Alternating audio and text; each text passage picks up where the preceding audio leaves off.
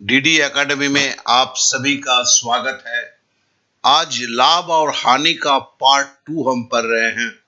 देखिए, ये UPSI special है और दे दनादन सीरीज है। दे दनादन का मतलब है कि एकदम छोटे में हल निकालना।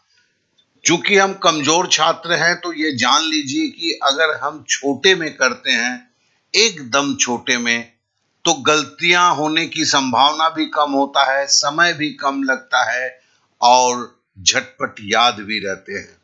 सबसे पहले मैं बता दूं कि आप लोगों में से जिन्होंने पार्ट 1 नहीं देखा है, वो पार्ट 1 वीडियो भी देख लेंगे, क्योंकि इस लाभ और हानि के ऊपर हम 50 वीडियो देने वाले हैं। 50 सवालों का हल कर रहे हैं, जिसमें पार्ट 1 में कुछ दिया है, पार्ट 2 अभी चल रहा है और इस तरह ये पार्ट 6 तक चलेगा। तो जो तैयारी करना चाहते हैं, मेरे साथ तैयारी करना चाहते हैं, तो उनके लिए एक बहुत ही क्या कहते हैं, एक अच्छा मौका है। तो देखिए, इसका लिंक जो है हमने डिस्क्रिप्शन पे दिया हुआ है पार्ट 1 का। जो पार्ट 1 नहीं किए, उनसे अनुरोध है कि वो पार्ट 1 को कर लें। चलिए हम अब क्लास की तरफ चलते हैं। इस सवाल को देखें। किसी टेप रिकॉर्डर को 950 रुपए में बेचने पर मुझे 5% की हानि होती है। 5% की हानि होती है तो मतलब क्या है? 100 रुपए में अगर किसी चीज को खरीदा हूं, मैं 95 रुपए में बेचूंगा। 5% की हानि होती है तो मतलब 100 रुपए में जिसे मैंने खरीदा, उसे 5% हानि, मतलब 500 से 95 घटाया, ये 5 घटाया तो 95 रुपए में बेचूंगा, तभी 5% की हानि होगी। तो देखें, इसे हम कैसे लिखेंगे कि हमने लिखा कि भैया हमने 950 में जो खरीदा वो 95% था, तो इसलिए 95% बराबर 950। 95 रुपया बराबर है 950। 95 रुपया है बराबर 950। ऊपर 95, नीचे 950। 5% की हानि हुई है, इसलिए ऊपर मैंने लिखा 100 माइनस 5 बराबर 95, और बेचा कितना था? 950 में। अब होता है कि उसे 1040 रुपए में बेचने पर कितने प्रतिशत की लाभ होगी? गुना 1040 बराबर हुआ। अब देखिए 95 से 950 को काटेंगे तो 10 होगा। 10 का शून्य से 1040 के शून्य को काटेंगे तो 104%। तो हमने तो सामान 100 रुपए में खरीदा था, तो मतलब -100, तो बराबर हुआ 4% की लाभ होगी। तो इसका मतलब 4% की लाभ होगी। चलिए सवाल को फिर से एक बार कर लेते हैं। किसी टेप रिकॉर्डर को 950 रुपए में बेचने पर मुझे 5% की हानि होती है। 5% की हानि मतलब 100 माइनस 5, 95 ऊपर, 950 रुपए में बेचा गया, 950 नीचे। अब अगर 1040 में बेचा जाएगा, गुना 1040, 95 से 950 काटा तो नीचे 10 हुआ। 10 के शून्य से 1040 का शून्य काटा, 104। मैंने खरीदा था 100% में। खरीदने को, क्रय को 100 में रखा जाता है। 104 से 100 घटाया तो 4%। इस तरह लाभ हुआ 4%। तो आशा करता हूं कि ये सवाल आपने एकदम सही रूप से समझ चुके होंगे। फिर से दोहरा दूं कि इसके पहले पार्ट 1 में 8 सवालों को हमने सॉल्व किया था, उसे आप अवश्य देखेंगे, जिसका लिंक डिस्क्रिप्शन पे दिया गया है। अभी 9वां सवाल कर रहे हैं। चलिए अब अगले सवाल पे चलते हैं। एक रेडियो को 990 रुपए में 10% के लाभ पर बेचा जाता है। 990 रुपए में 10% की लाभ। क्रय मूल्य अगर 100 है तो बेचने का भाव क्या होगा? 110 रुपया। क्रय मूल्य अगर 100 है तो बेचने का होगा क्या? 10%, 110 रुपया। यदि उसे 890 रुपया में बेचा गया होता तो उस पर कितना वास्तविक लाभ या हानि होता? तो चलिए देखें इसको कैसे करेंगे। इसको हमने लिखा कि ₹990 में बेचा गया है और ₹990 10% लाभ के बराबर है, तो 100 में 10 जोड़ दिया 110। ध्यान दीजिए 990 ऊपर है, यहाँ पर 110 नीचे है। पीछे के सवाल का जस्ट उल्टा है, वहां 95 ऊपर था और आपका 950 नीचे था। यहाँ ₹990 ऊपर है और 10% लाभ मतलब 110 है। अब बोलता है यदि उसे ₹890 में बेचा गया गुना 8, तो उसका कितना वास्तविक लाभ या हानि होता। तो देखिए हमने यहाँ पर जो है ₹990 में बेचा है। इस भिन्न को पहले प्रतिशत में हम निकालते हैं, तो 0 से 0 कट गया और 11 से 990 किया, तो इसका मतलब हुआ कि हमने जो है उस वस्तु को ₹900 में खरीदा था। क्योंकि ₹990 में 10% का लाभ होता है, तो हमने खरीद भाव निकाल दिया। अब खरीद भाव ₹900 है और बेच रहा हूं ₹890 में, माइनस 890, तो हमें ₹900 में खरीदा, ₹890 में बेचा, तो हमें लॉस कितना हुआ? ₹10 का। तो हमारी लॉस भी ये गलत हो गया। ₹10 की हमें ₹890 में ये गलत हो गया है, इसे हम थोड़ा सही कर लेते हैं।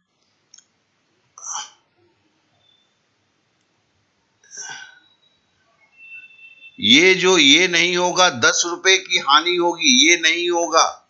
₹10 की हानि होगी, तो मतलब ये इसका उत्तर होगा। चलिए फिर से देख लेते हैं। एक रेडियो को ₹990 में 10% के लाभ पर बेचा जाता है, तो सबसे पहले हम निकालते क्या है, तो खरीदा कितना गया में है, तो ₹990 ऊपर लिखा और 110 मतलब 100 में 10 जोड़ेंगे तो 110 बटे 110, इसे गुना 100 से किया। अब ये 0 कट गया इस 0 से और 11 से 99 को काटा, तो ये 90 हुआ। 90 को अगर 10 से गुना करेंगे तो ये 900 हो गया। ₹900 में हमने सामान को खरीदा था, रेडियो को, और बेचा ₹890 में। तो ₹890 माइनस किया, तो ज्यादा दाम में खरीदा, बेचा कम पैसे में, तो मेरे को ₹10 का हुआ। ये ₹10 क्या हुआ? हमें हानि हुआ। ये हमें याद रखना है। ₹10 की हमें क्या हुई? ₹10 की हमें हानि हुई।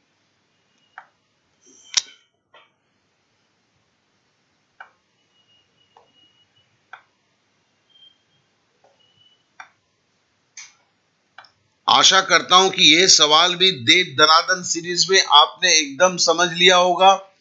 हमने ₹990 में बेचा था, तो पहले हमने क्या किया? पहले हमने कितना में खरीदा था निकाला। इसके लिए 990 बटे 110 क्यों आया?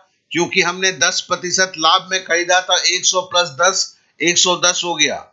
गुना 100 किया उसे, तो हमें ₹900 मिल गया। हमने ₹900 में खरीदा था और 890 में मतलब कम दाम में बेचा, तो घटाया तो 10% की हानि हुई, सॉरी ₹10 की हानि हुई। ये जवाब में निकल गया। तो आशा करता हूं कि ये 2 सवाल आपको एकदम सही तरीके से समझ में आ चुका होगा। चलिए अब अगले सवाल पे चलते हैं।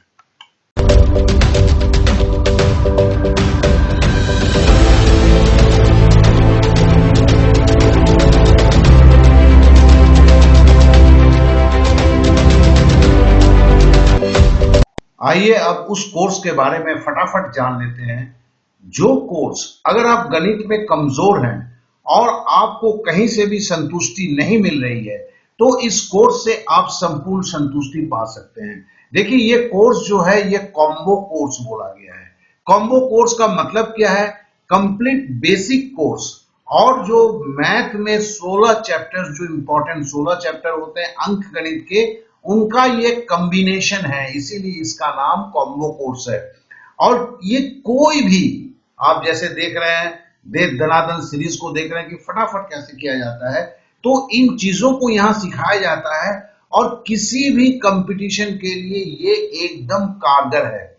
और इसको मैंने बनाया है, अब जानते हैं कि मेरी स्पेशलिटी क्या है। मेरी स्पेशलिटी यह है कि मैं कमजोर छात्र को आगे लेके आ जाता हूं। तो ये कमजोर छात्र के लिए विशेष रूप से बनाया गया है। हर दिन देखिए रात 8 से 10 बजे का ऑनलाइन लाइव क्लास होता है। 60 घंटे की ऑनलाइन लाइव क्लास है और 300 से ज्यादा रिकॉर्डेड क्लास है। साथ साथ में चूंकि आप कमजोर हैं, कुछ और ज्यादा प्रैक्टिस करना पड़ता है, तो 30 घंटे की व्हाट्सएप क्लास मिलता है। मॉक टेस्ट तो है ही है, और नेट अगर नहीं है, नेट आपके यहाँ स्लो है, उसके बगैर भी वीडियो देखने, टेस्ट देने की अलग से सुविधा है। और साथ में कोई भी डाउट्स होते हैं, क्योंकि गणित में जो कमजोर होते हैं उनके डाउट्स बहुत ज्यादा पैदा होते हैं, तो और उनके डाउट्स को समाधान करना सबसे ज्यादा जरूरी है। क्योंकि जो गणित में कमजोर हैं उनके लिए कुछ स्पेशल एफर्ट की जरूरत होती है कि वो भी सामने के लाइन कतार में आके खड़े हो जाएं, तेज तर्रार गणित के छात्रों के साथ वो भी मुकाबला कर सकें। तो ये कॉम्बो कोर्स जो है एक स्पेशल रूप में आपके लिए बनाया गया है, और इसका लिंक जो है, इस ऐप का लिंक जो है वो डिस्क्रिप्शन पे दिया गया है। ध्यान देंगे ये पेड कोर्स है, क्योंकि आपके लिए मुझे समय देना है, आपको कंपटीशन के लायक बनाना है। तो इसके लिए जहां आपकी भी थोड़ा सा ज्यादा ध्यान गणित पे देना होता है, उसी तरह मुझे भी आपके लिए बहुत कुछ करना पड़ता है, तभी आप गणित में तेज तर्रार छात्रों के साथ मुकाबला करते हैं।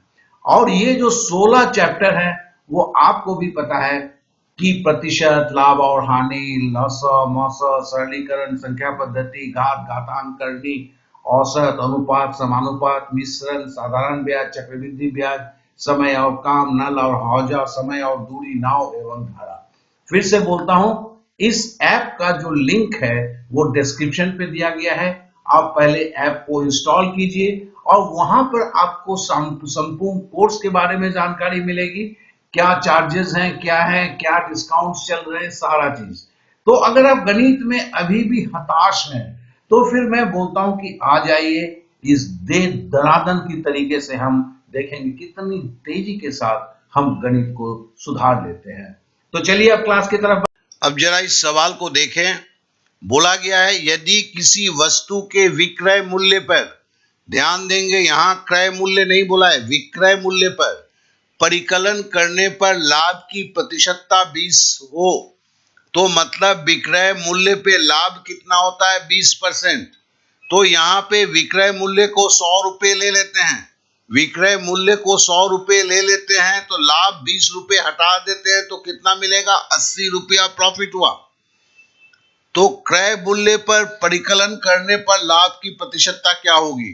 तो हमें यहाँ पर विक्रय मूल्य को 100 रुपया लेते हैं, बोला है कि 20% का लाभ हुआ है, तो विक्रय मूल्य से लाभ को घटाते हैं, तो 100 में से 20 घटाते हैं, तो दिमाग में आ गया 80 रुपया। देखिए हम बाजार में भी जाते हैं तो ये छोटे मोटे गणित जो है हम नोटबुक लेके नहीं जाते हैं, मनी मन कर लेते हैं। तो गणित को करना है, अगर दे दनादन सीरीज को करना है, तो इसे भी आपको मनी मन करना होगा।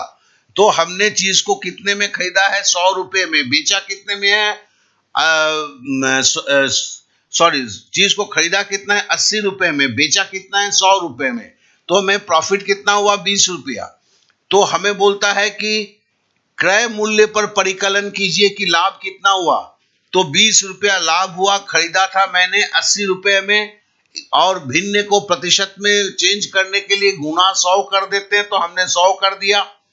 अब देखिए 20 से काटा 80, 20 चौके 80, 4 को 100 से भागा दिया तो 25%, 25 चौके 100 बराबर 25%। तो इसका उत्तर जो है 25% हो गया।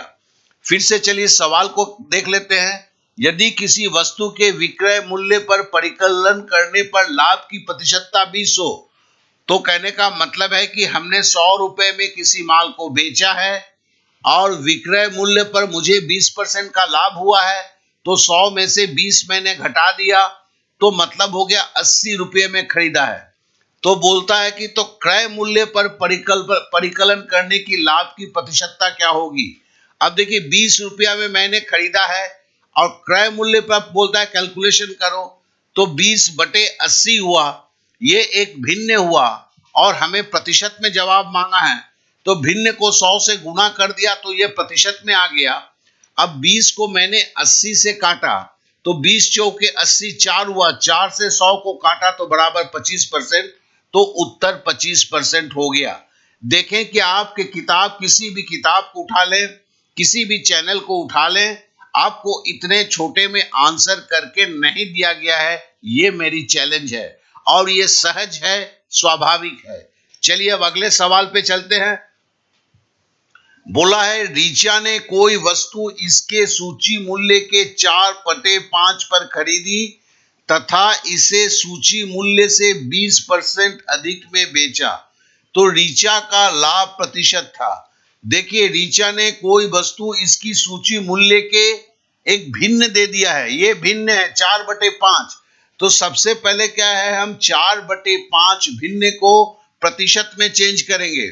किसी भिन्न को प्रतिशत में चेंज करने के लिए क्या करना पड़ता है, भिन्न को 100 से गुणा करना पड़ता है। तो हमने 4/5 लिखा, गुणा 100 कर दिया। क्यों किया, इसे हम प्रतिशत में डाल रहे हैं, तो ये 80 हो गया, ठीक है ना।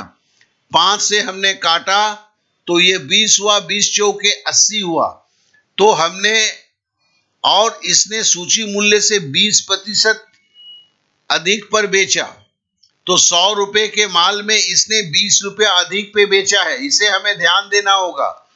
और तो मतलब क्या है, अगर 80 में खरीदा है, पहले हमने देखा कि 80 रुपए में खरीदा है और हमने विक्रय मूल्य क्या था, 20 रुपया, 100 रुपया लिया हुआ था।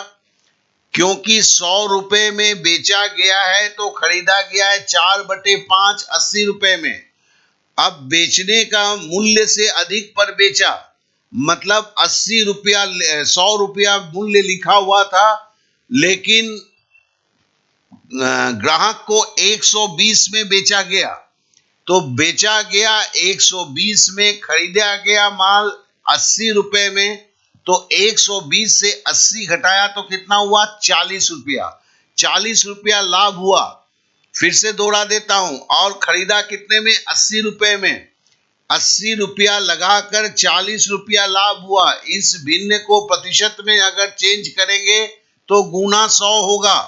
40 से 80 को काटेंगे तो 2 होगा, 2 को 100 से भागा देंगे तो बराबर 50 होगा, तो अर्थात 50% लाभ पर बेचा गया। चलिए सवाल को फिर से करते हैं। रीचा ने कोई वस्तु उसकी सूची मूल्य के 4/5 पे खरीदा, 4/5 को भिन्न में कर लिया, तो ये थोड़ा सा गड़बड़ हो गया, इसे हम सही कर लेते हैं। हम इसे 80 रुपया नहीं है, ये 80% पे खरीदा, ये 80 रुपया नहीं है, 80% पे खरीदा। चूंकि हमने भिन्न को रुपए में चेंज, प्रतिशत में चेंज किया है। 80% में खरीदा तो बेचा कितना में था, 100% में। अब बोलता है कि मूल्य से 20% अधिक पर बेचा, ये दूसरी शर्त हुआ, तो मतलब 100 को और 20 बढ़ाकर बेचा, तो 100 + 20 मतलब हो गया 120। अब बेचता है 120 में, खरीदता है आपका 80 में, तो फायदा कितना हुआ, 120 - 80, 120 - 80 बराबर 40। खरीदा है 80 में और गुना 100, तो हमने 0 0 काट दिया, 4 दूनी 8 किया और 2 से 100 को काट दिया, तो आपका 50 उत्तर आ गया। इस तरह से ये उत्तर 50 आ गया। आशा करता हूं कि ये दोनों सवाल आपने काफी अच्छी तरह समझ चुके होंगे। चलिए अब अगले सवाल पे चलते हैं। अब इस सवाल को देखें। किसी आदमी ने एक चादर 450 रुपए की खरीदी तथा उसके विक्रय मूल्य के 10% लाभ के बराबर लाभ लेकर बेचा। चादर का विक्रय मूल्य क्या था, देखिए 450 रुपए में खरीदी, लेकिन बोलता है 10% जो है विक्रय मूल्य का 10% जो है उतना लाभ लेकर बेचा। देखें, इसे x लेके समीकरण विधि या किसी विधि में करने जाएंगे, ये काफी बड़ा हो जाता है। हमें सिंपल वे में करना है। सिंपल वे में कैसे करना है कि हमें खाली ये देखना है कि ऑप्शन में से, क्योंकि बोला है कि ऑप्शन में 4 दिया हुआ है, चादर का विक्रय मूल्य था, ये चारों ऑप्शन में दिया गया है। इसमें से 10% घटाने से जिसका मूल्य, क्रय मूल्य 450 रुपए के बराबर हो जाएगा, वही सही आंसर होगा। तो चलिए हम देखिए इसे कैसे करते हैं। 460 रुपए का 10% 46 रुपया है। 460 से 46 अगर घटाएंगे तो 450 नहीं होगा, ये एकदम क्लियर है। अब देखिए 475 रुपए का 10% कितना होता है, 47 रुपया 50 पैसा। अब जहां 47 रुपया 50 पैसे को अगर 450 में घटाएंगे, 475 से घटाएंगे, तो ये 450 इसलिए नहीं होगा कि 50 पैसा है तो और 50 पैसा आना होगा, तो ये बिना घटाए ही हम बोल सकते हैं कि ये नहीं होगा। अब देखिए 480 रुपए का 10% कितना होता है, 48 रुपया। 480 से अगर 48 रुपया घटाएंगे तो कभी भी ये 450 नहीं होगा। क्यों? 10 से 8 घटाएंगे तो 2 हो जाएगा, जबकि मेरे को होना क्या है, 450 रुपया। ठीक है ना, तो ये भी नहीं हो सकता है। अब देखिए 500 का 10% घटाते हैं, तो 500 से 10% घटाते हैं तो ये 50 रुपया घटा दिया, तो इसका मूल्य 450 रुपया हो गया। तो जो दिया हुआ था 500 रुपए में से 500 रुपया अगर बिक्री है, उसका 10% 50 रुपया होता है। 50 रुपये को अगर 500 से घटाते हैं तो 450 रुपया है, और बोला ही गया है कि चादर 450 रुपये में खरीदा गया था। इस तरह हम उल्टा जब चलते हैं ऑप्शन को लेकर, हमें सीधा सीधा आंसर मिल जाता है। तो दे दनादन सीरीज में यह बोला जाता है कि आप इस तरह के सवाल को ऑप्शन मेथड से करेंगे। ये सबसे सहज, सबसे फास्ट तरीका है। इसके अलावा हिंदुस्तान में जितने भी तरीके दिखाए गए हैं, इससे छोटे में नहीं हो सकता है, और साथ ही साथ यहाँ किसी ट्रिक्स का इस्तेमाल नहीं हो रहा है, आपने भी देखा। तो आशा करता हूं कि ये सवाल आपको एकदम समझ में आ चुका होगा। चलिए एक बार फिर से बोल देते हैं सवाल को। किसी आदमी ने एक चादर को 450 रुपये में खरीदी, तथा इसमें सबसे ध्यान देने वाली बात क्या है, उसके विक्रय मूल्य के 10% के बराबर लाभ लेकर बेचा। अब इसको मैंने बोल दिया, जब विक्रय मूल्य के कोई प्रतिशत बोल दे और खरीद मूल्य दे दे, तो फिर ऑप्शन मेथड ही एकमात्र सहारा होता है। तो हमने क्या किया, हम ऑप्शन मेथड में जितने भी विक्रय मूल्य थे उसमें से 10% घटा के हम देखने की कोशिश किए कि क्रय मूल्य 450 रुपया होता है कि नहीं। अब देखिए 460 रुपए का 10% 46 होगा। 460 से 46 घटाएंगे तो कभी भी आपका 450 नहीं हो सकता है, क्योंकि 450 से 460 केवल 10 रुपया ज्यादा है। उसी तरह 475 रुपया अगर है तो 450 से कितना ज्यादा है, 25 रुपया। लेकिन 475 का 10% क्या होता है, 47 रुपया 50 पैसा। मेरे को तो केवल 25 रुपया ज्यादा है, तो 475 से अगर मैं 47 रुपया घटाऊंगा तो कभी भी 50 रुपया नहीं हो सकता है। उसी तरह हमने बोला 480 रुपये का 10% 48 रुपया होगा, और 480 से अगर 48 रुपया घटाऊंगा तो कभी भी 450 रुपया नहीं हो सकता है, क्योंकि 10 से 8 घटाएंगे तो 2। अब हम चौथा ऑप्शन लेते हैं 500 रुपया। 500 रुपये का 10% घटाते हैं तो 50 रुपया होता है। तो 10% 500 में से 50 रुपया घटाएंगे तो 450 रुपया, और 450 रुपया जो यहाँ पर है। इस तरह 14 नंबर का जो आंसर है वो आपका 500 रुपया होगा, क्योंकि उसका विक्रय मूल्य 500 रुपया है। आशा करता हूं ये सवाल को आपने अच्छी तरह समझा। चलिए अब अगले सवाल पे चलते हैं। बोलता है ए ने एक वस्तु बी को, ए ने बेचा, किसको बेचा, बी को, 20% लाभ पर बेचा। बी ने उसे सी को 10% लाभ पर बेचा। मतलब ए ने बी को बेचा 20% लाभ पे, बी ने सी को बेचा 10% लाभ पे ने, सी उसे डी को 12.5% लाभ पर बेचा। अब सी ने डी को बेचा 12.5%। अब बोलता है कि डी ने 29 रुपया 70 पैसा मूल्य दिया। अब डी ने आखिरी में उस चीज का दाम कितना पे किया? 29 रुपया 70 पैसा। तो ए ने उसे कितने में खरीदा? तो बोला पीछे चलो, मेरे को ए से बी का दिया गया, बी से सी का दिया गया, सी से डी का दिया, और डी आखिरी में इतने रुपए मूल्य में खरीदा बोला है। अब फिर पूछता है कि अरे बताओ तो फिर ए ने कितने में खरीदा होगा? इस तरह के सवाल को करने के लिए देखिए, हम पहले जो है ये जितने प्रतिशत है, इस प्रतिशत को हम भिन्न में बदलते हैं। कैसे बदलते हैं जरा हम चलिए। 20% लाभ मतलब क्या है? हम देखिए 120/100, लेकिन हमने यहां उल्टा कर दिया। हमने यहां इसे जो लिखा, ध्यान देंगे इस सवाल में 20% मतलब 120/100 होना चाहिए था। हमने उलट कर लिखा क्या? 100/120। उसी तरह 10% बराबर 110/100 होना चाहिए, लेकिन हम क्या लिखते हैं? उलट कर लिखते हैं। 10% बराबर, अच्छा मैंने लिखा नहीं है, 10% बराबर हम क्या लिख रहे हैं? 100, चलिए 12.5% लिखते हैं। 12.5% अगर आप करेंगे तो ये क्या होगा? 12.5% 12.5, ठीक है ना? 12.5% मतलब 112.5/100 होगा। अगर दोनों तरफ से गुना कर देंगे तो क्या होगा? 112.5 को करेंगे तो 225 होगा। ये दशमलव को हटाने के लिए मैंने किया, बटे 100 होगा, सॉरी 200 होगा, क्योंकि हम ऊपर नीचे हम 2 से गुना कर दे रहे हैं। क्यों कर रहे हैं? दशमलव को घटाने के लिए ऊपर नीचे हमने 2 से गुना कर दिया। लेकिन हम जो यहां पर लिख रहे हैं उल्टा करके लिख रहे हैं। तो 12.5% को हम कैसे लिखेंगे?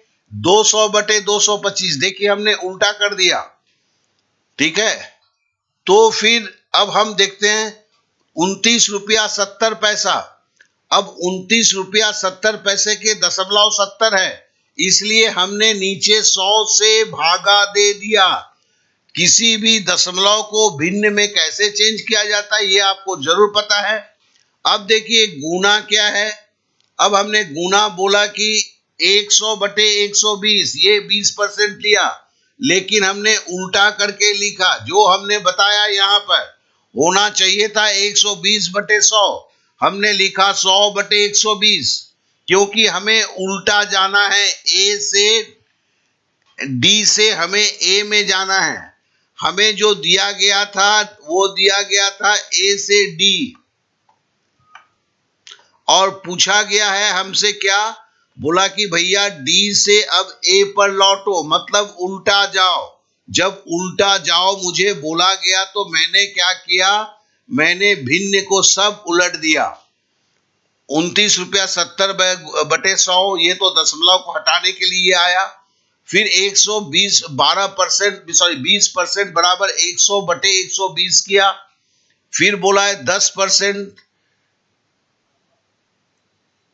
ओ अच्छा, यहाँ पे एक रह गया है, यहाँ पे एक टाइपिंग मिस्टेक हुआ है, उसे मैं सुधार देता हूं। यहाँ पे उसे 10% भी बोला है, तो मतलब यहाँ पर गुना होगा 100/110। देखो 3 बार बेचा गया है,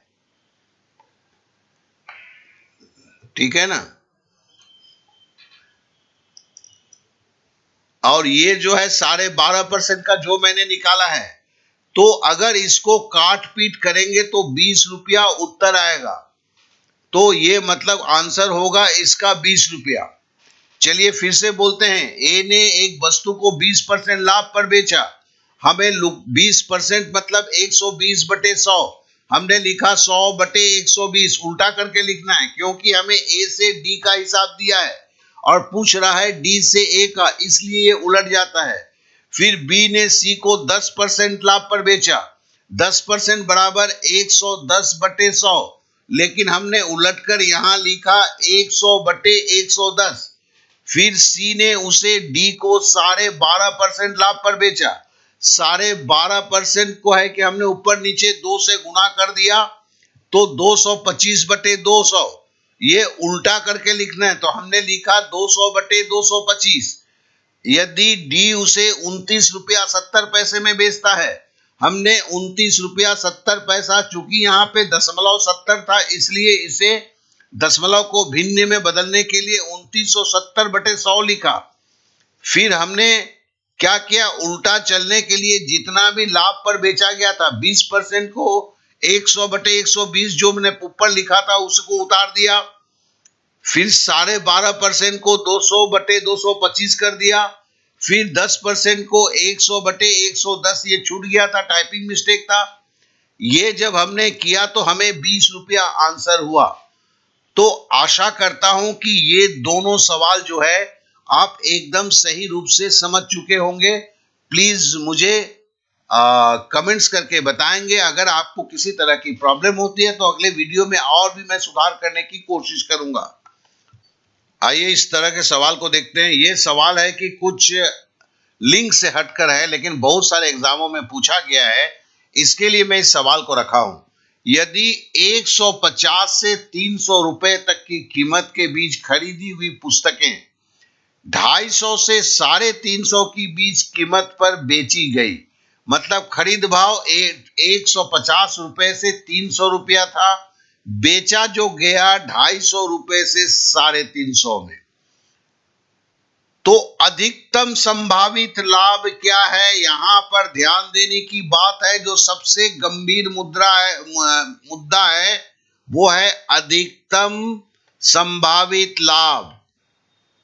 अगर यहां किसी कोई चीज लिखा हुआ है तो 15 पुस्तक बेचने की लाभ, तो जब बोलता है अधिकतम संभावित लाभ, तो हम क्या करते हैं, बेचने की कीमत सबसे ज्यादा वाला है 350 और खरीदने की सबसे कम कीमत है 150। इन दोनों फिगर को लेते हैं तो हम पकड़ते हैं 350 में बेचा, खरीदा 150 में, 350 में बेचा, खरीदा 150 में, क्योंकि इससे अधिकतम लाभ होगा। तो 200 रुपया एक किताब पे लाभ हुआ है और 15 किताब था, तो 15 गुने 200, ठीक है ना, बराबर 3000 रुपया। इस तरह से 3000 रुपया है। हमने इस वीडियो को, इस सवाल को इसलिए उठाया है, ये यूपीएससी में नहीं आया है, लेकिन इसकी इस तरह के सवाल एसएससी में एक ट्रेंड की तरह है। इसके लिए मैंने इस सवाल को दिया है, क्योंकि अगर इस सवाल का हल नहीं जानेंगे तो एग्जाम हॉल में धोखा खा जाने की पूरी संभावना है। बोला गया है यदि 150 रुपए से 300 रुपए तक की कीमत के बीच खरीदी गई पुस्तकें 250 से 350 के बीच की कीमत पर बेची जाएं, तो अधिकतम संभावित लाभ क्या है? तो अधिकतम संभावित लाभ के लिए क्या करना होगा, सबसे ज्यादा दर में जो बेचा गया 350 रुपया लेना होगा, और सबसे कम दर में जो खरीदा गया 150 रुपए में खरीदा गया है उसे माइनस करना होगा 200। और कितने किताब थे? 15 किताब थे। 200 को 15 से गुना किया तो 3000, तो अधिकतम लाभ क्या होगा? 3000। आशा करता हूं कि ये सवाल आपने एकदम अच्छी तरह समझ चुके हैं। चलिए अब अगले सवाल पे चलते हैं। बोलता है एक कार 64,000 में बेचने पर श्री राव को 20% की हानि हुई, मतलब 100 रुपए में जिस चीज को खरीदा था उसने 80 रुपए में बेचा, तदनुसार उसकी कार की लागत का मूल्य क्या था?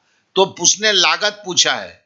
देखो 80 रुपए में जब बेचा है तो खरीदा कितना था? 100 में, तो यहां पर भिन्न क्या बनेगा? भिन्न बनेगा आपका 100/80, और कार खरीदा कितना, बेचा कितना था? 64,000 गुने 64,000। अब सीधी बात है, अगर मैं इस शून्य से इस शून्य को काट देता हूं तो 8 से 64 को अगर भागा दूंगा तो 8000 होगा यहां पर, ठीक है ना। और 8000 को 10 से अगर मैं गुणा कर दूं तो ये 80,000 होगा। तो कहने का मतलब है कि श्री राव ने 80,000 में कार को खरीदा था और 64,000 में बेचा था, जिसके लिए 20% की हानि हुई। फिर से सवाल को दोहराते हैं। बोला गया सवाल में एक कार 64,000 में बेचने पर श्री राव को 20% की हानि हुई। तो 20% की हानि हुई मतलब 100 रुपए में खरीदा था, 80 रुपए में बेचा था। 100 रुपए में खरीदा था, 80 रुपए में बेचा था, और मुझे चूंकि खरीद भाव निकालनी है कार की, उस कार का लागत मूल्य कितना था, इसलिए मैंने 100 को ऊपर रखा, तो 100/80 हो गया, गुना 64,000, काट पीट किया तो 80,000 रुपया निकला। तो इस तरह से आशा करता हूं कि ये दोनों सवाल आप लोग एकदम सही तरीके से समझ चुके होंगे। चलिए अब अगले सवाल पर चलते हैं। इस सवाल को देखें और ये बहुत ही कॉमन सवाल है।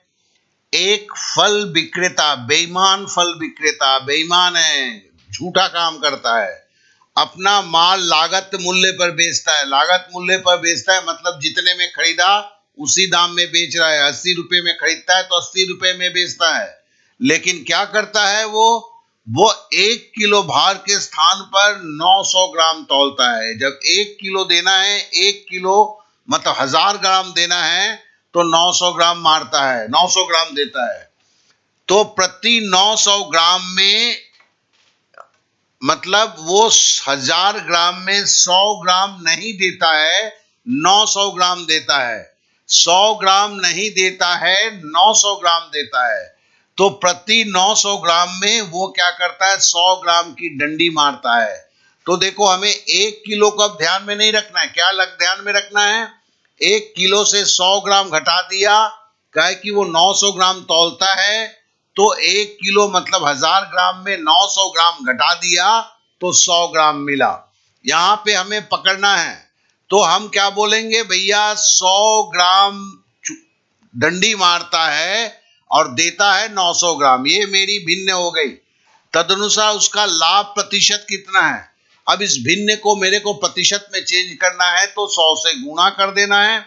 अब सीधी बात है, मैंने ये सुनना, इस सुनना से इस सुनना, 900 के 2 शून्य को 100 के 2 शून्य से काट दिया, तो 100/9 हो गया। 100/9 मतलब 11.1/9%। इस तरह ये सवाल का जवाब जो है 11.1/9% है। चलिए फिर से बोलते हैं। एक बेईमान फल विक्रेता अपना माल लागत मूल्य पर बेचता है, मतलब जितने में खरीदता है उतने ही में बेचता है। वह 1 किलो भार के स्थान पर 900 ग्राम तौलता है। 1 किलो मतलब 1000 ग्राम, 1000 ग्राम के जगह पर 900 ग्राम तौलता है। तो वो झूठा काम कितना कर रहा है, 1000 से 900 घटा दिया तो 100 ग्राम का। तो 100 ग्राम नहीं देता है, कितने में, 900 ग्राम में, तो 100/900। अब ये भिन्न हो गया, 100/900 एक भिन्न हो गया। उसको प्रतिशत में चेंज करेंगे तो 100 से गुणा करेंगे। 900 का 2 शून्य 100 के 2 शून्य से कट गया तो 100/9 हो गया। 100/9 को अगर हम भिन्न में लिखेंगे तो 11×9=99, तो 11 सही, 11 पूर्णांक आएगा। 100 में से 99 घटाएंगे तो 1 होगा, 1/9, 11.1/9% या 11 सही 1/9%। ये इसका उत्तर हुआ। तो आज का क्लास जो है हम यहीं पर समाप्त कर रहे हैं। आप लोगों ने समय दिया, इसके लिए बहुत बहुत धन्यवाद। साथ ही साथ एक रिक्वेस्ट के साथ इसे समाप्त करूंगा। अगर अच्छा लगा हुआ है तो लाइक जरूर करें। अपने दोस्तों के साथ जो यूपीएसआई की तैयारी कर रहे हैं उन्हें शेयर जरूर करें, क्योंकि शेयर करने से शायद उनका भला हो सकता है। ये दे दनादन सीरीज है ही है, छोटे में सॉल्व कर देना जो दिमाग से परे है। तो चलिए फिर अगले वीडियो में मिलेंगे। Okay then, bye bye, thank you, जय हिंद।